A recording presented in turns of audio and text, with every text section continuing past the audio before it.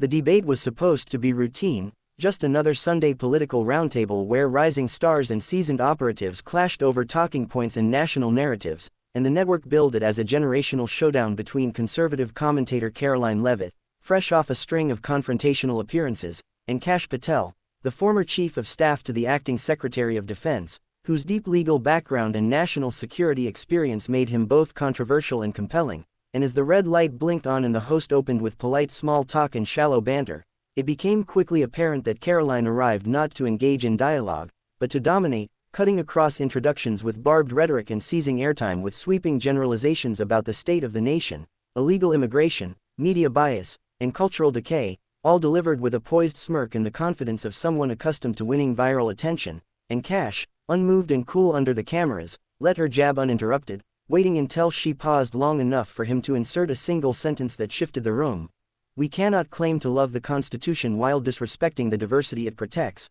which Karoline instantly mocked as liberal pandering, rolling her eyes and launching into an aggressive monologue about the erosion of real American values, and the foreign influence creeping into our system. And when Kash challenged her to define what real American meant, she leaned forward with narrowed eyes and dropped the moment that would shatter the segment and reverberate across the country. "If you're so worried about how things work here, maybe go back to India and fix it there." And the silence that followed was not immediate, it was delayed by a collective disbelief, a momentary suspension where the panel, the host, and the viewers at home had to replay in their minds what they just heard. And Kash, who had grown up navigating boardrooms, courtrooms, and briefing rooms filled with tension, remained seated, unfazed, his posture unshaken, and when he finally spoke, his voice didn't rise, it lowered, anchoring the moment in calm gravity as he said, "My parents came here legally, worked 15-hour shifts, paid their taxes, and never asked for anything except a chance. My mother cleaned houses so I could earn a law degree and fight terrorists in courtrooms so people like you could sit here and freely spew ignorance. And if this country still believes that citizenship, sacrifice, and service aren't enough to be considered American, then the problem isn't with my roots, it's with your definition of patriotism." And the weight of his words, steady and exact, hit like a slow-building wave that drowned out whatever comeback Karoline had planned, because no slogan could compete with the truth. And within hours the clip surged online, with headlines like, "Karoline's Meltdown, Kash Shuts It Down," and "Go Back to India. America Responds," trending across platforms, triggering a cultural reckoning that drew voices from every angle, with veterans, immigrants, politicians, and media figures weighing in, many condemning Karoline's comment as flat-out racist, others defending her as being misunderstood or caught in the heat of debate. But it didn't matter, because the moment had crystallized a larger problem. The casual cruelty wrapped in patriotism, the subtle racism veiled as national discourse, and Kash, without needing to stoke it, became the unexpected face of quiet strength, appearing in measured interviews where he refused to call for Karoline's cancellation but urged a deeper conversation about what it means to belong in America. And even those who didn't agree with his politics couldn't deny the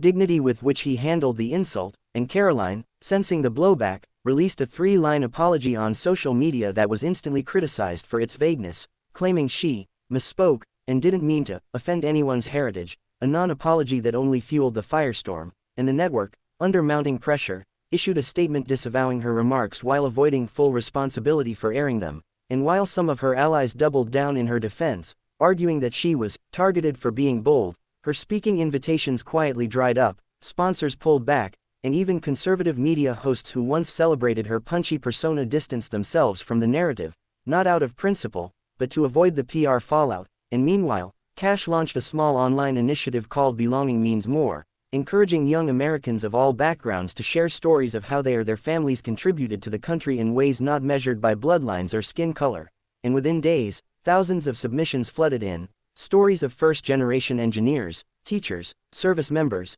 and civic leaders who had given more to the American ideal than many who claimed to defend it. And by the end of the week, Kash had appeared on multiple primetime programs, always calm, always direct, never letting the moment become about personal vengeance but instead framing it as a challenge to redefine national identity. And that clarity, rare in the age of outrage, earned him praise across the political spectrum, with even critics admitting that he had turned an insult into an inflection point. And as Karoline retreated from public appearances, her brand scarred, her confidence shaken, she issued a second, more formal apology through a conservative think tank's podcast, reading from notes as she acknowledged that her words were harmful and divisive. But by then, the public had largely moved on, having recognized that the moment said less about one woman's ignorance and more about the battle over who gets to define the American story, and in that battle, it was Kash Patel, not through volume, but through restraint, who redefined what it means to win. The dust had barely begun to settle when the story refused to fade, as if the words spoken between Karoline Leavitt and Kash Patel had echoed into a chamber far deeper than the confines of a political panel,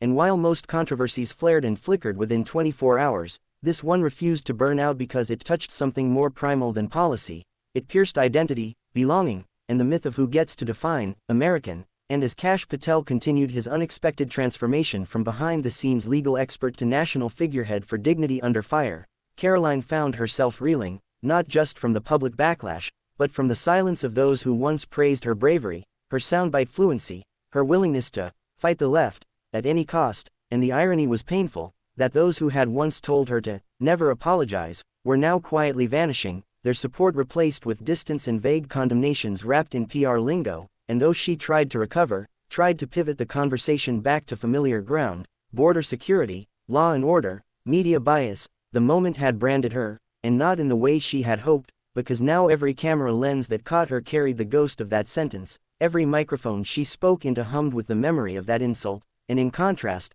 Kash moved with a quiet confidence that made his words resonate even more, not by shouting over others but by giving space to stories rarely heard, and when he accepted an invitation to speak at a high school civics symposium in Michigan, no one expected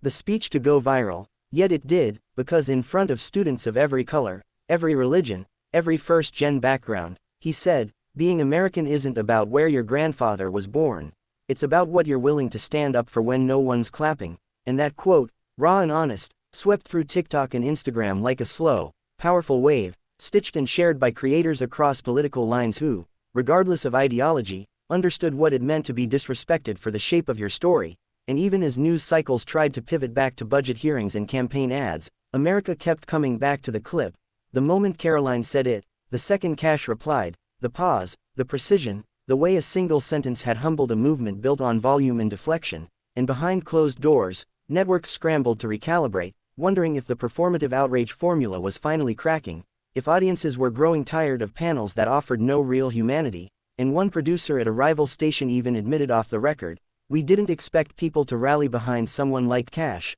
not because of who he is, but because he didn't shout, he didn't attack, he just stood still, and Karoline, for her part, began drafting an op-ed of her own, this time trying to reclaim the narrative by portraying herself as a victim of political assassination, someone who had made one mistake in a storm of stress, but even sympathetic editors rejected the piece, sensing that the public wasn't ready to forgive what felt less like a gaffe and more like a glimpse into something she believed, and it wasn't long before her speaking engagements were limited to echo chambers, podcasts desperate for clicks, or fringe events where the crowd came not for dialogue but for affirmation, and in contrast, Kash's speaking tour grew quietly and steadily, fueled not by scandal but by substance, drawing crowds in small towns, at military bases, community colleges, libraries, places often overlooked by political celebrities, and with each appearance, he shared more of his story, not in self-praise but in connection, speaking of the weight of public service, the isolation of being the only brown face in certain rooms, the internal battles between silence and confrontation, and most of all, the burden of having to prove, again and again, that he belonged in a country he had already served, and the emotional climax of that tour came at a forum in Atlanta where a young woman stood during the Q&A, tears in her eyes, and said, "My father told me to hide my name. You made me want to say it louder," and the standing ovation that followed wasn't for his politics but for his presence, and still, Kash never asked for apologies, never tried to cancel Karoline, never weaponized the moment for profit, and that restraint gave him more power than any viral takedown could, because people listened longer when a man with scars refused to exploit them, and as the months passed, Karoline became a case study in media training gone wrong, in how ambition without reflection can collapse under pressure, and even her allies began rewriting her legacy, distancing themselves with terms like early misstep and unfortunate comment, while she watched as the political machine that once praised her turned her into a cautionary tale whispered in back rooms, and through it all, Kash kept showing up, on policy panels, at universities, in podcasts that didn't align with his beliefs, always choosing to speak where disagreement lived, not comfort, and in doing so, he showed that identity politics didn't have to be a weapon or a shield, It could be a story, a truth, a quiet statement of self in a room that didn't expect it, and when he was eventually invited to deliver a keynote at a bipartisan summit on civic integrity, the room was full not just because of what he'd said, but because of what he hadn't needed to say, the dignity with which he carried that moment when a fellow American told him to leave his own home, and instead of erupting, he stayed, he spoke, and he reminded the country that sometimes, the strongest rebuttal to hate is staying seated in your place and owning it with grace.